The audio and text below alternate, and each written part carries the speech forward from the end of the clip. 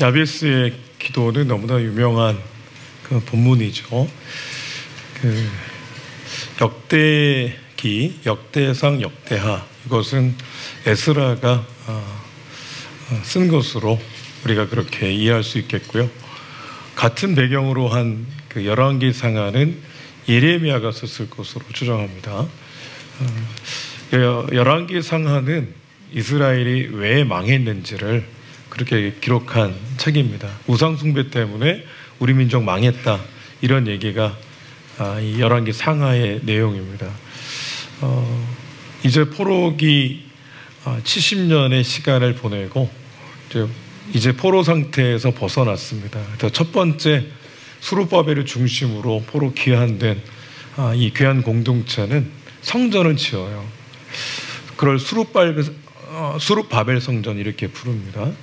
그 수룹바벨 성전의 수룹바벨은 여호야긴 왕의 손자입니다. 그 수룹바벨이 나중에 성전을 짓는 것을 통해서 성전 대신 예수님께서 이 땅에 오셔서 그렇게 눈에 보이는 성전이 아니라 그분이 성전이 되어서 그분을 통해서 우리가 하나님 예배할 것을 미리 보여주고 있는데, 모든 것을 회복하실 것을 미리 보여주고 있는데, 실제로 성전 안에서, 수룹바벨 성전 안에서 예배가 제대로 드려지지 않는 겁니다. 에스라가 마치 그 하나님이 등판시키듯 딱 등장하죠. 그래서 수룹바벨 이후로 60년 만에 두 번째 포로 귀환 원정대가 조직이 되고 귀환합니다. 그 에스라가 2주 전에 살펴본 것처럼 내가 먼저 율법을 연구하고 준행하고 백성들에게 가르치겠다, 이 결심을 하는 장면이 나오는데, 에스라가 와서 보면서 이제 백성들이 어떻게 영적인 정체성을 바로 세우고 예배가 회복되고 백성들을 세울 수 있을까. 그래서 율법서를 율법의 내용들을 가르치지만 실제로 구체적으로 백성들의 역사를 가르쳐야 되겠다는 어떤 마음을 품게 되는 듯합니다. 그래서 역대상하는 열왕기 상하랑 좀 다르게 백성들에게, 우리가 우상숭배에서 70년의 포로 기간을 거친 건 맞지만, 그러나 그 하나님은 역사 속에서 일하셨던 분이고 지금까지 일하시는 분이시고 약속한 것을 반드시 이루셨던 그런 분이십니다. 그러므로 우리는 그분을 향한 회복의 소망을 품고 지금 이 시기를 살아내야 됩니다. 이런 메시지를 전하고자 역대상하를 기록했다, 이렇게 우리가 이해할 수 있겠습니다. 그래서 아시겠지만 야베스의 기도는 생뚱맞아요. 갑자기 족보 이야기를 쭉 하다가 야베스에 대한 기록을 아주 짧지만 삽입해 넣었듯이 그렇게 기록을 하고 있습니다. 내용은 너무나 명확하고 단순해요. 뭐냐면 야베스가 있었는데 수고로의 어머니가 그를 낳아서 이름을 야베스로 지었다. 야베스란 이름의 뜻이 슬픔, 이런 뜻입니다. 고통, 이런 뜻이에요. 얼마나 고통스러웠으면 이름을 그렇게 지었을까 생각해 봅니다. 결핍된 상태로 세상에 태어나는 그 야베스가 어떻게 물줄기가 바뀌듯 그의 슬픔의 인생이 영광스러운 인생으로 바뀌었을까. 10절에서는 기도에 대해서 얘기합니다. 야베스가 기도했다고. 세 가지 기도 내용이잖아요. 그가 복을 주시려면 확실하게 주셔서 나의 기억을, 지경을 넓혀 주십시오. 두 번째는 주의 손이 나를 도와주십시오. 주의 도움을, 능력을 구하는 거죠. 세 번째 기도의 제목은 환난을 벗어나 근심이 없게 해주십시오. 이렇게 기도했을 때 하나님이 그가 구하는 것을 허락하셨더라. 이렇게 야베스에 대한 기록이 마무리됩니다. 이 뜻은 뭐냐면 이스라엘 백성들에게 지금 도전하고 있는 거예요. 우리가 야베스랑 똑같은 그런 상황이지만 야베스의 하나님이 우리 하나님 되셔서 그 하나님께서 우리 민족 그냥 내버려 두지 않는다. 반드시 회복시키시고 우리를 일으키실 것이다. 우리 소망을 품읍시다. 야베스의 이야기를 통해서 백성들에게 그렇게 도전하고 있는 것이다 라고 볼 수가 있겠고, 같은 맥락으로 오늘 저와 여러분에게 그렇게 말씀을 하고 계신 겁니다. 이 본문을 어떤 분은 이 너무 기복적인 신앙 아니냐, 이렇게 기복적인 기도 아니냐, 이렇게 이야기를 하고 이렇게 기도하는 것에 대한 거부감을 느끼는 분들이 있어요. 그러니까 잘 되고 있습니다, 기도하면 됩니다, 이것도 거부감을 느끼시는 분이 있어요. 교회가 왜 이렇게 세속적이냐. 근데 그 인사에는 이런 의미가 있습니다. 잘 되고 있습니다. 그 잘 되는 게 어떤 의미입니까? 내 뜻대로 잘 된다는 뜻이 아니고요, 주의 뜻대로 잘 되고 있다는 거예요. 그걸 기도하면 됩니다라는 것은, 기도하다 보면 주님의 그 온전하신 뜻이 나의 삶의 가운데 온전히 이룰 것에 대한 그런 믿음의 고백과 같은 것이 그 인사에 담겨 있는 의미다. 세속적인 의미가 결코 아니다는 것을 여러분 기억해 주시고, 두 번째로 야베스의 기도를 기복적인 것으로 그렇게 오해하고 있는 분들에게 말씀을 드리고 싶은 것은, 예수 믿는 사람들은요 기복해야 됩니다. 그러니까 하나님의 은혜를 구하고 복을 구하는 그런 사람들 되어야 됩니다. 성경 곳곳마다 그렇게 복에 대해서 얘기하고 있어요. 그러므로 기복하는 것은 성경적입니다. 그러나 기복적인 것은 성경적이 아니에요. 왜 그러냐면 기복적인 것은 현세적인 이 땅에서 물질적인 복을 얻기 위해서 하나님을 이용하는 거거든요. 그러니까 잘못된 겁니다. 하나님은 목적이신데 하나님을 수단으로 여겨서 현세적인 복을 누리고자 하는 것 자체가 기복적인 신앙의 핵심이다, 이렇게 이해하시면 되겠습니다. 그러니까 우리가 하나님을 의지해서 뭔가 이 땅에서 출세가도를 달리는 것 자체가 인생의 목적이라고 하면, 하나님은 우리의 이용 가치가 있을 때 단지 이용하는 대상이잖아요. 그러니까 그것 자체가 기복적이다. 그래서 야베스의 기도를 그런 기복적인 기도로 우리가 보는 게 아니고, 어떤 시각으로 봐야 되냐면, 우리는 주님의 복 내려주심이 없이는 살 수 없는 존재라고 하는 기본적인 분명한 믿음 가지고 이 기도를 봐야 되는 겁니다. 저와 여러분 가운데 야베스는 결핍의 시대를 살았습니다. 결핍이 상식이었어요. 그런 게 너무 고통스러웠잖아요. 그래서 이렇게 기도했는데, 저와 여러분 중에 결핍이 없는 사람이 어디 있어요? 주님이 통로를 딱 막으시면 그냥 그 자체로 결핍 상태에 있는 겁니다. 지금도 온전한 것 같지만 내가 인식하지 못하지만 나의 결핍이 분명히 있거든요. 그 결핍을 내가 느끼지 못할 정도로 주님이 상쇄하든 주님이 채우시든 주님이 눈치를 못 채게 그렇게 우리를 이끌어 가시기 때문에, 우리는 나는 결핍이 없어, 나는 기도할 이유가 없어, 그렇게 얘기를 하는 겁니다. 여러분, 기도하지 않는다는 것은 어떤 뜻입니까? 주님의 존재와 그분의 능력과 그분의 은혜가 더 이상 나에게 필요치 않아요. 주님의 은혜로운 공급하심이 없어도 나는 충분히 살아갈 수 있습니다. 어찌 보면 기도하지 않는 것은 매우 교만한 것이다 라고 볼 수가 있겠습니다. 그 반대로 기도하는 것은 전적으로 주님을 의지하는 것이기 때문에 그것 자체가 참 겸손한 모습이다라고 볼 수가 있겠습니다. 여러분, 부르짖어야 될 때가 있거든요. 이 야베스가 지금 막 부르짖고 있는 내용을 이제 살펴보게 될 텐데, 부르짖어 기도할 때가 있고 묵상할 때가 있고, 그리고 하나님과 친한 친구처럼 즐겁게 얘기하듯 그렇게 기도할 때도 있어요. 그러나 우리의 인생 중에 부르짖지 못하는 것보다 안타까운 일은 없습니다. 정말 벗어나고 싶은데, 수렁에 빠져서, 웅동에 빠져서, 시편 40편 2절에 다윗이 표현하듯 기가 막힐 웅동에 빠져가지고 벗어나고 싶은데, 수렁에 빠져 벗어나고 싶은데, 근데 거기서 부르짖지 못하는 분들이 계세요. 부르짖지 못해서 늘 수렁이 상식이 되어서 거기에 갇혀있는 분들이 있다는 거죠. 하나님의 말씀을 들을 때 우리는 어떤 생각을 가지고 말씀을 받아야 되냐면요, 말씀을 지식적으로 채울 마음으로 말씀을 받으시면 안 되고, 말씀을 받을 때는 내가 말씀대로 살아가고자 하는 결단, 그리고 그런 결심으로 말씀을 받으셔야 되는 겁니다. 그러니까 오늘 야베스의 기도고, 야베스가 이렇게 기도했다더라, 이걸 정보를 얻는 것 자체가 중요한 게 아니라 야베스처럼 하나님 앞에 엎드리는 것, 이게 바로 오늘 말씀의 핵심입니다. 기도하지 않는데 이것이 또 하나의 정보로 우리에게 들어오는 것 자체가 무슨 의미가 있겠습니까? 자, 하나하나 살펴보겠습니다. 야베스는 어머니가 수고로이 낳아서 야베스라는 이름을 지어줬습니다. 슬픔이란 뜻이라고 했습니다. 고통이라는 의미도 담겨 있습니다.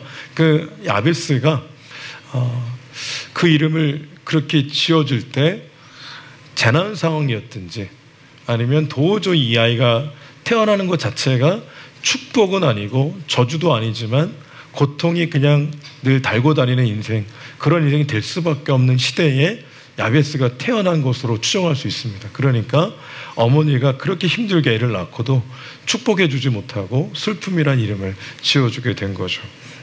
그러나 9절에 보면 그의 형제보다 귀중한 자가 됩니다. 여기 귀중하다는 뜻은 영향력이 있다, 유력하다, 이런 의미로 우리가 이해하시면 되겠습니다. 바로 형제들을 책임지는 그런 존재로 야베스가 세워지는 것을 보게 돼요. 슬픔 가운데 태어났지만 그의 인생의 물줄기가 바뀌듯 아주 존귀한 존재요, 귀중한 존재요, 영향력이 있는 존재로 세워지는 것을 보게 됩니다. 한마디로 야베스는 결핍이 있는 사람이었어요. 그냥 살다가 결핍이 있는 게 아니고 태어날 때부터 결핍당한 채로 그렇게 이 땅을 살아가야 되는 그런 존재였던 거죠. 결핍 앞에서 신앙인이 선택하는 태도가 참 중요한데, 어떤 분은 원망을 선택하기도 합니다. 불평을 선택하기도 하고, 그리고 거꾸로 돌아가고 싶은 과거로의 회귀를 선택하는 분들도 있습니다. 하나님을 떠나는 것을 선택한 분들도 있을 수 있어요. 중요한 거는 야베스는 결핍 가운데 있을 때 그 무엇을 선택했냐면 하나님 앞에 엎드리는 걸 선택을 합니다. 이게 참 중요합니다.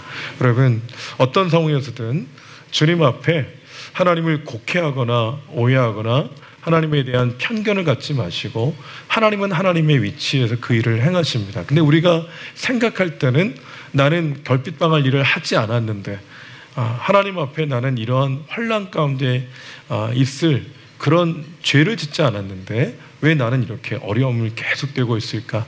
하나님 앞에 한탄하고 또 한탄하고 원망하고 원망하는 그것을 선택하는 것이 아니라, 그럼에도 불구하고 여전히 하나님은 하나님이라면, 그분이 나의 주권자라면 나는 주님을 선택합니다, 주 앞에 엎드리는 걸 선택합니다 라고 하나님 앞에 나아가셔야 된다는 것을 서두에 먼저 말씀을 드립니다. 야베스가 그렇게 기도했어요. 10절에 보십시오. 야베스가 이스라엘 하나님께 아뢰어 그랬습니다. 이 아뢰다는 것이 원어적으로 어떤 의미가 있냐면 부르짖다, 크게 소리 지르다, 이런 뜻이 있습니다. 그냥 이야기했다 이게 아니고요, 하나님 앞에 간절히 부르짖은 거예요. 그의 결핍의 문제를 놓고 부르짖는 걸 선택을 한 거죠. 하나님 살아계시면 이런 상황, 이런 결핍, 고통스러운 그의 마음을 하나님 앞에 막 토로하듯이 간절히 부르짖고 있는 거죠. 간절히 외치고 있는 겁니다. 부르짖어야 할 때는 부르짖으셔야 됩니다. 부르짖어야 할 때 기도하지 못하는 것보다 안타까운 것이 없어요.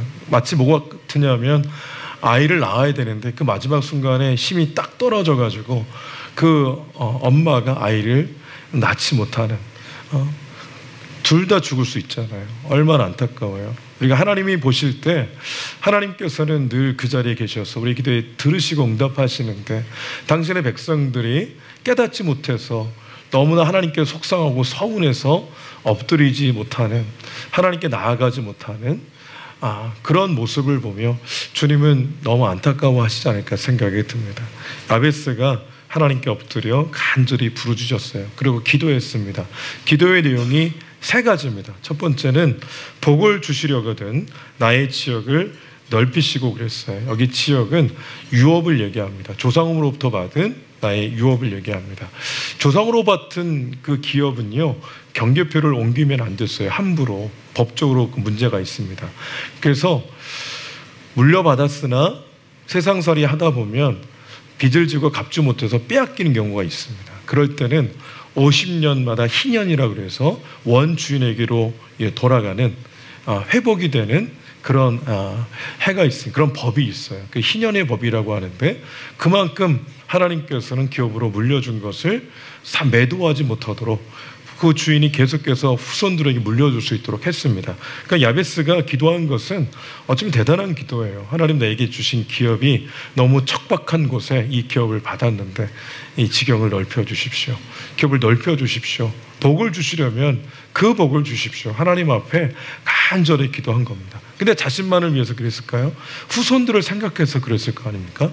오늘 이것을 해석할 때 그렇게 해석을 했습니다. 영향력이라는 것으로 해석을 했습니다. 여러분 기도하셔야 됩니다. 하나님, 내게 영향력의 한계가 계속 넓어지게 해주십시오. 기도하셔야 됩니다. 사업을 하실 때도, 직장생활 하실 때도 그렇게 하셔야 됩니다. 학업을 하는 친구들도 마찬가지입니다. 근데 이 영향력이 나만을 위한 영향력일 때 어떻게 됩니까? 누구를 죽이는 칼이 될 수 있습니다. 영향력은 책임지라고 하나님이 영향력을 주시는 겁니다. 그러니까 우리가 첫 번째로 기도할 제목은 뭐냐면, 하나님 나의 영향력을 넓혀주셔서 우리 가족뿐만 아니라 이웃을 책임지고, 그리고 공동체를 책임지고, 더 나아가서 나라 민족을 책임지는 그러한 복받은 백성 되게 해주십시오. 그 영향력의 복을 내게 허락해 주십시오. 이렇게 기도하셔야 됩니다. 사업을 하실 때 여기 만족하지 마시고, 여기까지 좋으니까 만족하지 마시고 입을 크게 열라고 그러잖아요. 하나님 앞에 나를 위해서 크게 여는 것이 아니라 이웃을 위해서 크게 여시길 바랍니다. 여러분이 경영하고 있는 그 사업체가 10사람을 책임지는 그런 사업체가 아니고 1000사람, 10,000사람을 책임지는 그런 기업이 될 때 그 영향력의 한계가 계속 넓어져서 결국 영적으로 보았을 때는 이 나라 민족을 위한 거룩한 기업이 되는 거거든요. 이게 분명해야 됩니다. 직장생활하는 것도 마찬가지예요. 성경을 한번 읽어볼까요? 창세기 39장 5절을 읽도록 하겠습니다. 자, 읽겠습니다. 시작.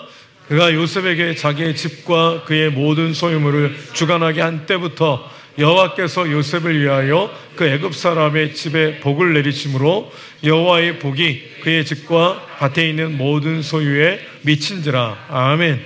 뭐였습니까? 하나님이 함께했어요. 요셉과. 보디발은 주인, 요셉은 종이고 노예입니다.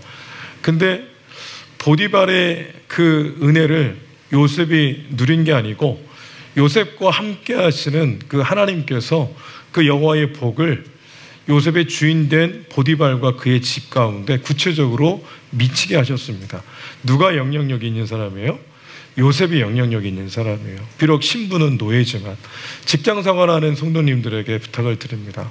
그 직장에 돈을 벌러 가시지만 그 직장이 우리를 먹여 살리는 게 아니고 생각이 바뀌어야 됩니다. 나 때문에 그 직장이 복을 누린다. 나 때문에 내가 다닌 회사가 복을 누린다.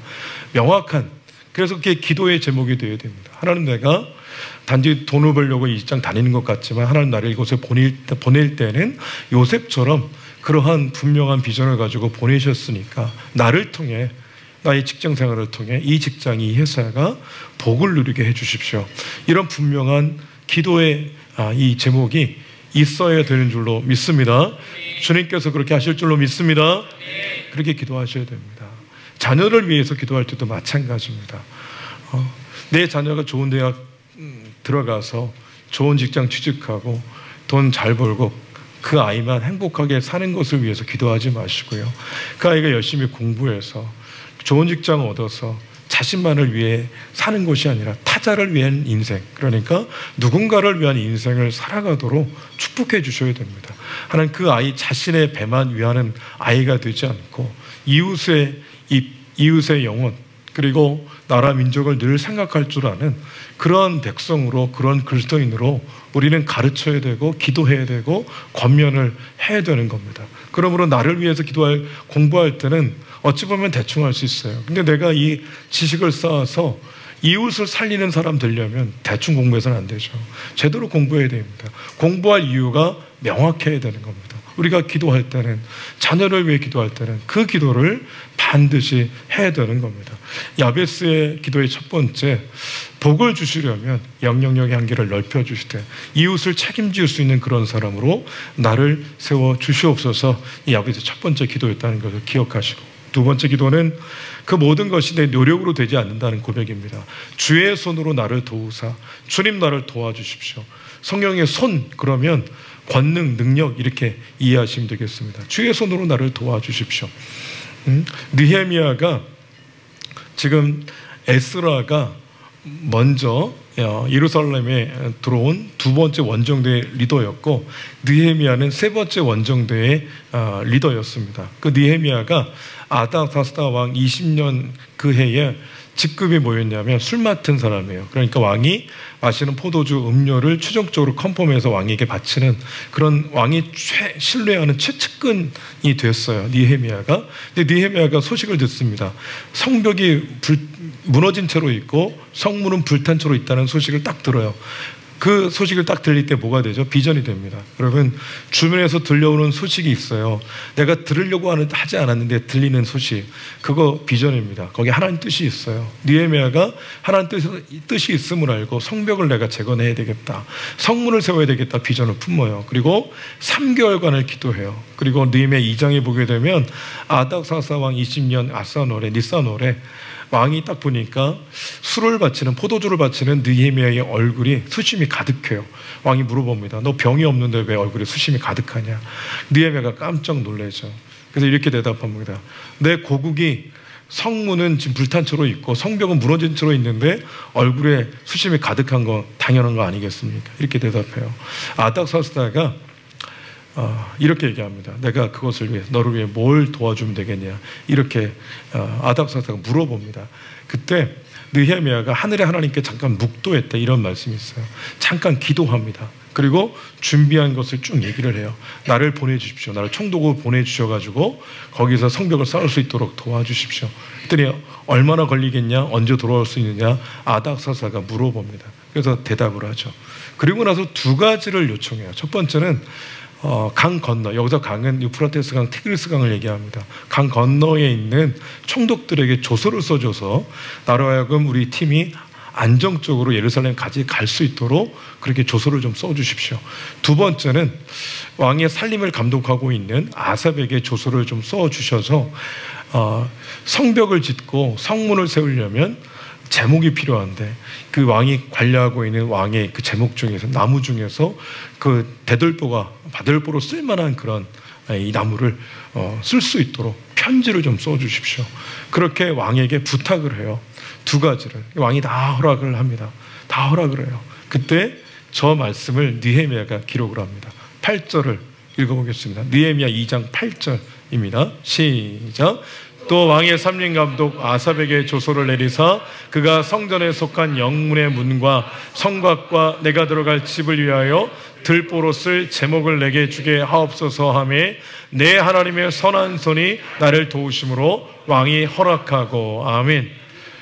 또 느헤미야의 시점이에요. 느헤미야가 회고하면서 기록한 거예요.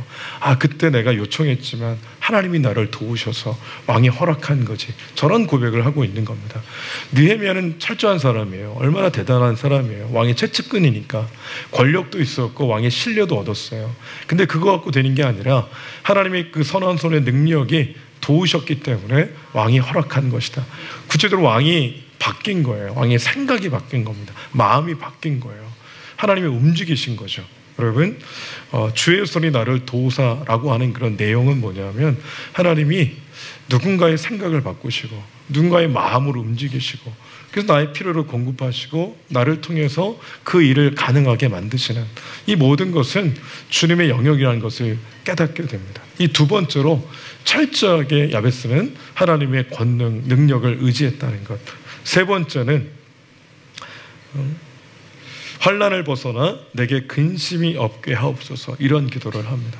환난을 벗어나 이 터널을 정말 잘 통과해서 금심이 없는 그곳까지 하나님 나라를 인도하시고 나를 지켜주십시오, 이렇게 기도한 거예요. 얼마나 힘들었으면 이런 기도를 했을까. 우리도 포기하고 싶을 때가 있잖아요. 다 내려놓고 싶을 때가 있거든요. 그때 야베스의 기도를 기억하셔야 됩니다. 환난을 벗어나 근심이 없게 없어서. 이건 뭐냐면 그날까지 나를 좀 지켜주십시오. 내 마음과 내 생각을 지켜주십시오. 하나님께 간구하는 겁니다. 여러분, 다윗을 생각해 보십시오. 다윗은 10대 시절부터 전쟁터에 있었던 사람이에요. 골리앗을 쓰러뜨린 이후로 죽을 때까지 계속해서 구테타 전쟁터에서 칼을 휘두르던 사람이었어요. 근데 마음과 몸이 황폐의 정상이거든요. 근데 다윗은 뭐 합니까?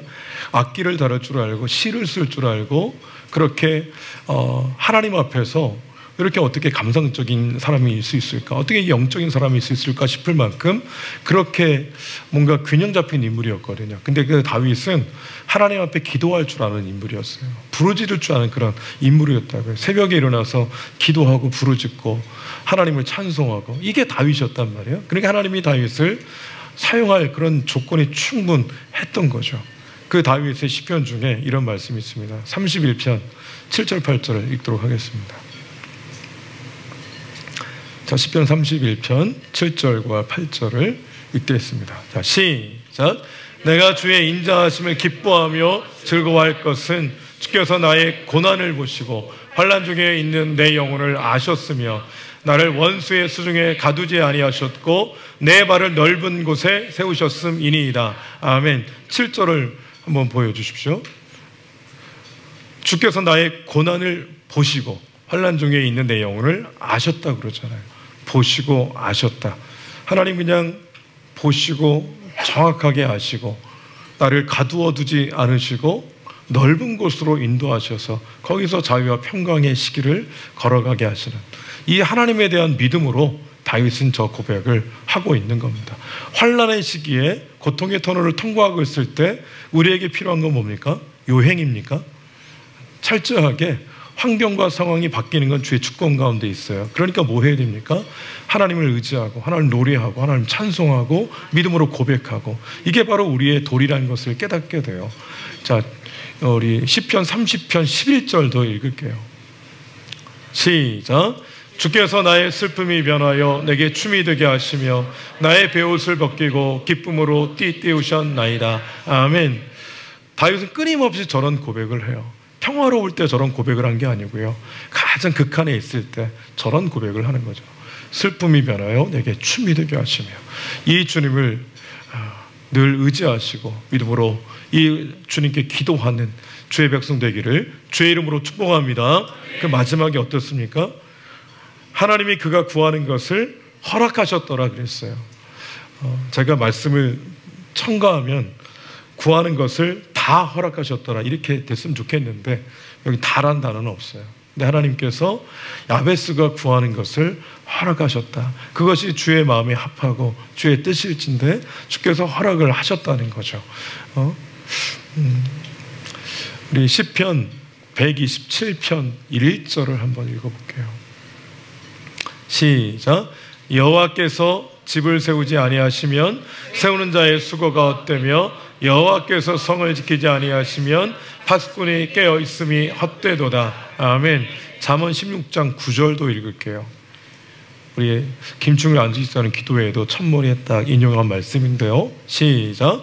사람이 마음으로 자기의 길을 계획할지라도 그의 걸음을 인도하시는 이는 여호와시니라. 아멘. 환난을 벗어나는 그 길까지 하나님 허락하셔서 응답하는 그날까지 주님은 끊임없이 주의 일을 하십니다. 주께서 세우지 않으시면 세우는 자의 수고가 헛되고 지키지 않으면 파수꾼의 그 깨어있음이 헛되다 그랬습니다. 마음으로 자기의 길을 계획할지라도 실제로 걸음을 인도하시는 분은 결국 결승점까지 가게 하시는 분은 주님이시다. 저런 고백을 지혜 있는 자들, 하나님을 신뢰하고 믿음 있는 자들은 다 그런 고백을 지금도 오늘날도 그런 고백을 합니다. 여러분 저 고백이 우리의 고백 되어야 됩니다. 삼손의 이야기를 하고 마치겠습니다.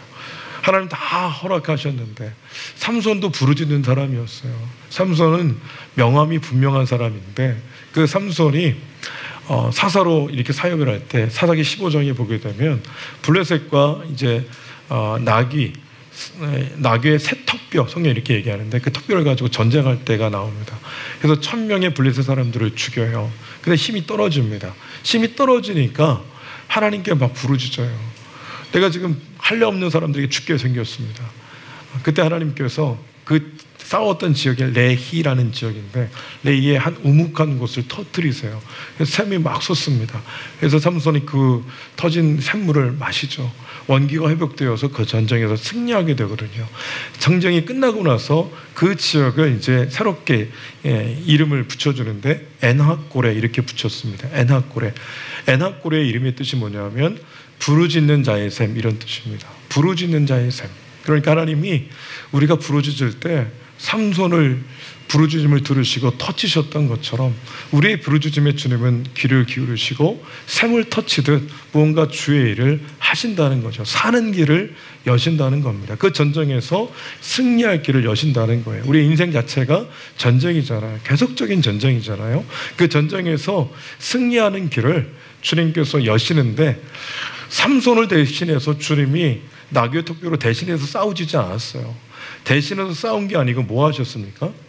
주님이 승리가 가능한 조건을 다시 한번 회복시키시잖아요. 그래서 삼손의 원기를 회복시키시고 그리고 낙의 턱뼈를 들고 끝까지 그 전쟁에서 승리하게 하시는 힘을 주시잖아요. 때로는 부르짖은 자의 샘으로 하나님께서 터치심으로 우리에게 인내할 힘, 끝까지 견딜 힘도 주시고 그 통찰력을 주시기도 하고 도움의 사람을 보내주기도 하시고 조건이 바뀌기도 하시고 외교적인 모든 문제가 풀려서 갑자기 빛이 비치는 것처럼 그렇게 해결되기도 하고 하나님은 부르짖는 자의 그 기도를 들으시고 샘을 터치어서 일하시는 분인 줄로 믿습니다. 여러분, 야베스의 기도가 저와 여러분의 기도입니다. 기도가 필요치 않은 분은 아무도 없습니다. 모든 예수님을 믿는 자들은 다 기도가 필요합니다. 기도를 통해 주님과의 교제를 통해 하나님 놀라운 역사의 주인공으로 우리가 쓰임받아야 되겠습니다. 저와 여러분이 기도에 대해서 말하는 사람이 아니라 실제로 부르짖어 기도함으로 야베스의 복을 누리는 주의 백성 되시기를 주의 이름으로 축복합니다. 아멘. 기도하겠습니다.